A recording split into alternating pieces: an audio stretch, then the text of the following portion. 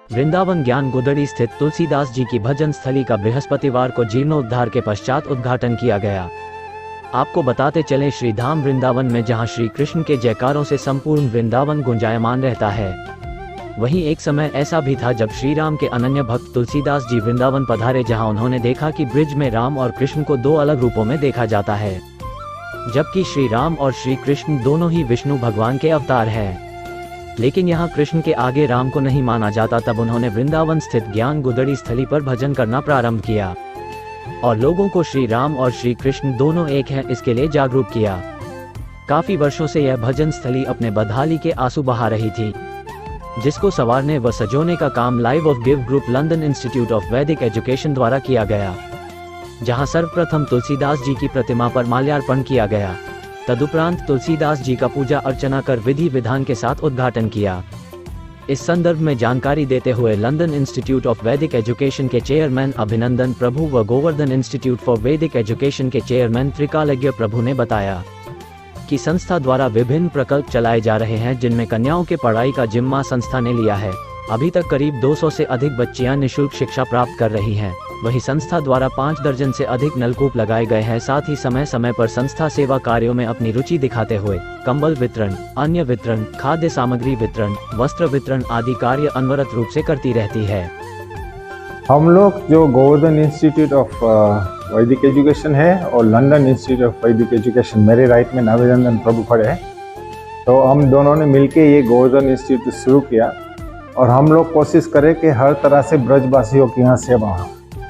तो रिसर्च करते करते किस रूप में सेवा की जाए, तो एक ये सेवा निकली कि जिसमें यहाँ जैसे तुलसीदास जी का है, मीराबाई का है, गुरु नानक जी का है, संत गणों का है, जो लोग ब्रज में आके अपनी लीला करके चले गए और स्थलियाँ सब चुप गई है अभी, तो इसको दोबारा जीर्णोद्धार करना चाहिए। क्योंकि इनको जीर्णोद्धार करने से क्या है कि सारी जनता का, ब्रजवासियों का नहीं लेकिन सारी जनता जो लोग भी आते हैं उनका सबका कल्याण होगा।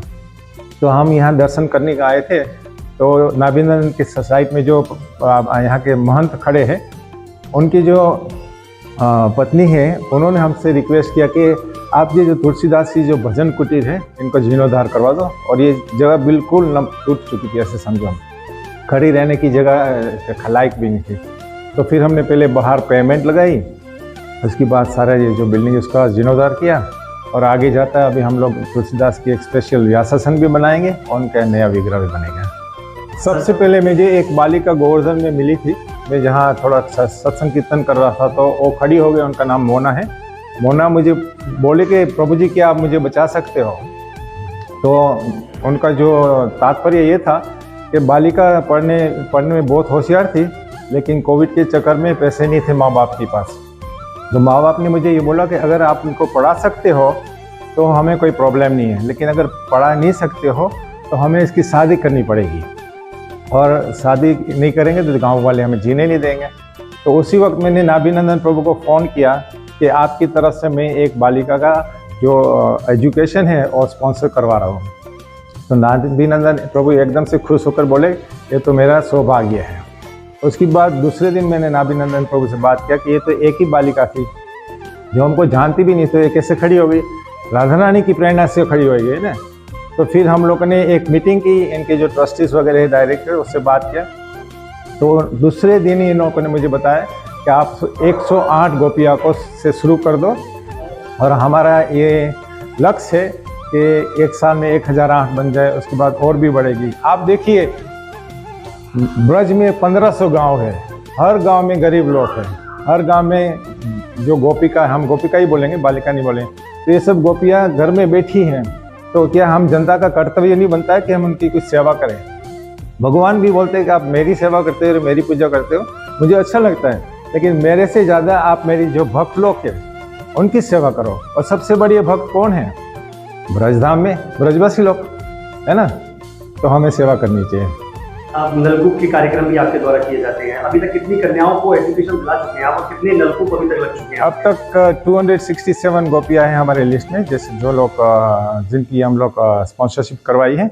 नल का भी ऐसा हुआ कि पहली बार हम सब कन्याओं के साथ में इकट्ठे हुए तो बुजुर्ग माताएं आ गई और उन्होंने हमसे रिक्वेस्ट किया कि देखिए आप ये एजुकेशन का तो करवा रहे हैं, लेकिन बेटा हमारे लिए एक और सेवा करो। हमारे घर में पानी नहीं है, हमारे गांव में पानी नहीं है, आप कुछ पानी के लिए करवा दीजिए। मैं जब देखने गया तो मैं बहुत हैरान हो गया कि लोग आधा आधा घंटा जाते हैं, कोई पोखर से पानी लेते जो इतना गंदा पानी होता है, उस पानी को 3-3 कपड़े से सींचते हैं और उसके बाद उसको उबालते हैं, वही उनका पानी होता है दिन भर के लिए। तो उसी वक्त अगेन मैंने दोबारा नाभिनंदन प्रभु को फ़ोन किया कि देखिए एक और खास कार्य है, आपने सेवा करनी है। ये प्रभु जी इतने सेवादारी है तो उन्होंने बोला नहीं, तुरंत आप टूट पड़ो। और ये लंदन में रहते हैं, लंदन में ना इनका ग्रुप है, ये लोग वहाँ प्रचार भी करते हैं और स्कूलों में जाकर वो लोग वहाँ भागवत गीता का अभ्यास देते हैं। अभी तकरीबन कितने 33,000 हाँ 33,000 स्टूडेंट्स है, सिर्फ इंडियन नहीं, अंग्रेज लोग भी, ईसाई लोग भी, सिख लोग भी, जूइश लोग भी, इनको सब पर भागवत गीता का प्रचार करते हैं लोग। Fantastic. This is a great opportunity. We are very grateful to Radha Krishna for allowing us to come. And for the Brijabasis. It is very noble work. The education is most noble work. And the devotees as well. Without their blessings, there's no way we can come to Vrindavan, and we've been really honored and privileged to come here. Thank you.